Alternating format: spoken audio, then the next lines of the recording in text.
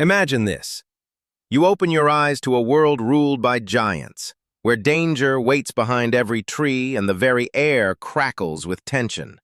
3 million years ago, there were no cities, no medicine, no safety nets, only tooth and claw, drought and hunger, and a fragile spark of hope.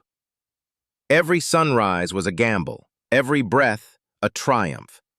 Can you picture a tiny, upright walking ape, no taller than a modern child, trying to survive here? Her name was Lucy. She was one of us, a distant grandmother whose bones whisper a story of courage and struggle. She stood just a meter tall, yet carried the fire of humanity within her. What did she fear when she stepped down from the trees? What dreams lived behind her ancient eyes? In a place where saber-toothed killers roamed, where crocodiles snatched the unwary from muddy rivers, Lucy's very existence was a miracle. How did she survive? Today, we will step into her footprints, to feel the pounding heart of prehistory, because in understanding Lucy's world, we might understand a part of ourselves we have forgotten. Welcome to life and death.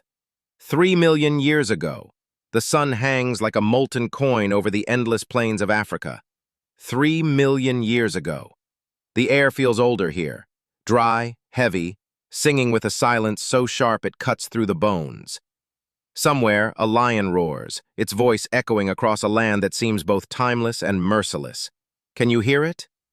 That deep, thunderous growl carried by a parched wind. These ancient savannas were a world on the edge, the ground cracked and broken after months without rain, while sparse patches of gold-colored grasses clung to life like desperate survivors. Acacia trees twisted into strange shapes, their spiny branches reaching for a sky that almost never wept. There was beauty here, breathtaking, cinematic beauty, but it came with a price. Every day was a battle. Food was a mirage that danced on the horizon, a shriveled root here, a scattering of sour berries there. The antelope, a fleeting dream of fresh meat, was a rare blessing if you were lucky enough to catch it before something deadlier did. And predators were the true kings of this empire of dust. Saber-toothed cats, their fangs as long as a forearm, waded in tall grass so still you might swear the world itself had frozen. Crocodiles, monstrous and patient, haunted the rare waterholes, lurking beneath the surface like ancient nightmares. Above, enormous eagles circled, their eyes sharper than any spear point, scanning the plains for the smallest hint of weakness. Close your eyes for a moment. Feel that dry wind on your face. Hear the rustle of distant birds, the faint hiss of insects under a blazing sky. This was a place where every living creature balanced on the knife's edge of survival, and no one was safe. What would it feel like to live here? To wake up each morning knowing that today you might become someone else's dinner. Yet even in all this danger, there was wonder, a brutal, raw poetry of life testing itself again and again. Our ancestors rose here, adapted here, dared to dream of tomorrow here. So next time you complain about missing lunch, remember this: 3 million years ago, lunch might have been you. This was the birthplace of humanity, a crucible of life and death, courage and fear, forging the very first sparks of what would one day become us. Imagine waking up with the sun on your face, not through a glass window, but beneath the open sky, with only rustling leaves for shelter. There were no alarm clocks, no coffee brewing, just the harsh promise of survival. Yet in this ancient, untamed land, something beautifully human was beginning to bloom. Lucy, and those like her, Australopithecus afarensis, lived a daily life that was raw, perilous, but also, in its own way, joyful. Picture a mother cradling her child, not in a nursery, but under the shade of an acacia tree, constantly scanning the horizon for hungry predators. That child was her whole universe, even if she had never heard the word love.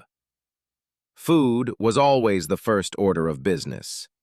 Mornings meant a frantic search for berries, edible tubers, or the occasional lucky haul of insects. There were no grocery stores. Every meal was a gamble.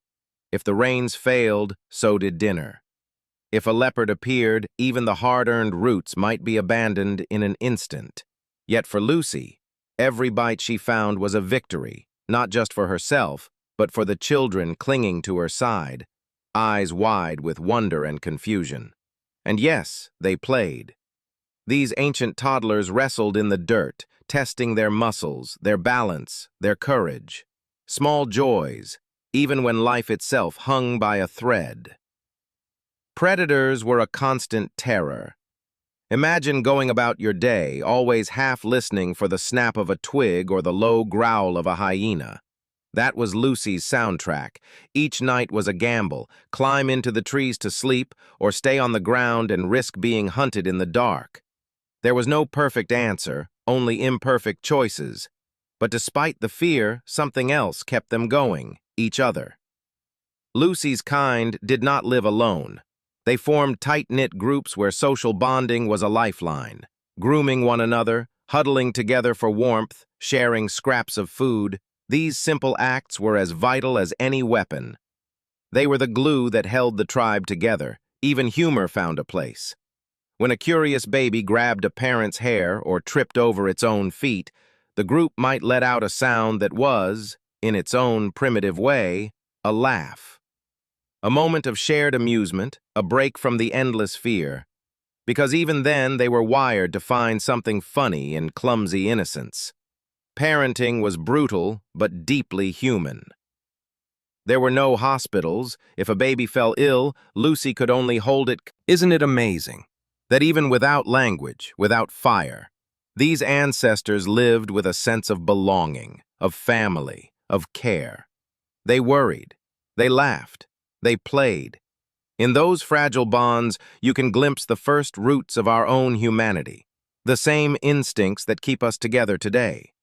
So next time you look around at your modern life, with its locked doors, climate control, and stocked fridges, imagine Lucy. Her life was a daily gamble, every sunrise a second chance. Yet she loved her children, clung to her family, and fought for one more day. 3 million years ago, in the vast grasslands of East Africa, a tiny, upright, walking woman held her baby close, worried about leopards, searched for food, laughed at a child's silly tumble, and dreamed of tomorrow. Isn't that breathtaking? In Lucy's heartbeat, you can still hear echoes of your own. Imagine standing on an ancient riverbank, 3 million years ago, somewhere in what we now call East Africa. The sun is low, casting long shadows across the volcanic ash. Suddenly, you see them, footprints, frozen in time. Not just any footprints, but a trail left by a creature who walked upright, a being astonishingly like us, yet so distant it feels almost supernatural. These are the Laetoli footprints. Discovered in Tanzania in 1978, they are more than fossilized impressions. They are echoes of a family, or perhaps a clan, moving across the soft ash. They tell us loud and clear that Australopithecus afarensis walked on 2 legs just like us. Picture it: a mother, a child, maybe even a father, leaving behind the world's oldest known human-like trail. A trail of survival, of hope. But these footsteps were only the beginning. In 2000, scientists unearthed a tiny skeleton, buried for 3.3 million years in Ethiopia. They named her Selim. Some call her Lucy's baby, though she was no baby, but a toddler who never saw her 4th birthday. Selim's bones revealed a secret. While she walked upright on the ground, she also had shoulders perfect for climbing trees. It was as if evolution could not quite make up its mind, 1 foot on the savannah, 1 hand still clinging to the branches. And what about their tools? Just 3.3 million years old, older than any tools previously known, at a site called Lomekwi in Kenya, scientists found chunky stone tools, shaped deliberately by hand. Imagine the spark of intelligence it took to see a stone not as a rock but as a tool. These tools are older than the genus Homo itself. It suggests our distant cousins, Australopithecus, or something close to them, were already experimenting with technology, the first faint beats of innovation echoing across deep time. And if you think their tools were impressive, consider their teeth. Their dental fossils tell another incredible story. Microscopic scratches on their molars show they ate tough, fibrous plants, but sometimes also fruits, and perhaps even small animals. Their diet was versatile, far more so than modern apes, and that gave them a survival edge. A flexible menu meant they could adapt to droughts, changing landscapes, or failed hunts. Their dental evidence is a survival manual written in enamel. In a way, these fossils, tools, and teeth paint a portrait of creatures who were halfway between ape and human, yet fully alive in their own right. They carried their children. They learned to use stones to break open bones or roots. They left footprints that would one day ignite the imagination of our entire species. Can you feel the wonder of that? They were not science fiction. They were real. They laughed. They feared. They struggled. They carried the earliest seeds of humanity within their fragile bodies. All of it. Their footprints, their skeletons, their stone tools, whispers to us today. We were here. We tried. We survived. So next time you hold a hammer, or simply walk barefoot on the earth, remember Latoli. Remember Salam. Remember that 3 million years ago, a child looked up at the same sun, stepped forward on uncertain feet, and left a mark we can still see. How could you not feel connected to that? 3 million years ago, a question echoes across time. Did these ancient beings truly rule their land as hunters, or merely survive as scavengers? Imagine a world where every sunrise was a gamble. Some believe Australopithecus afarensis fearlessly brought down prey, working in groups, brandishing sticks or stones like the first warriors of history. Others argue they were quiet opportunists, sneaking in after lions had eaten their fill, picking apart leftovers in the fading light. Which picture do you see, mighty predator or clever survivor? And what about birth itself? Was it a lonely struggle or a shared moment of raw empathy? Some scientists suggest a mother, vulnerable and in pain, might have been surrounded by others helping her through the dangerous hours of labor, the very roots of human cooperation. Could these fragile moments of birth have sparked our sense of community, our empathy, our bond? Then there is the question of fathers. Were the males only distant protectors, striding across the grasslands in search of food? Or did they play a deeper role, guarding the young, sharing in the raising of fragile, helpless babies? Evidence is thin, but what if these ancient fathers, too, were tied to their families more than we ever imagined? And here's a mystery that might shake your own sense of self. Did their brains begin to rewire from all this social complexity? Some researchers think cooperating in hunts or sharing in childbirth might have triggered subtle changes in their minds, tiny sparks that over millions of years would blaze into our modern human intelligence. Just pause and wonder.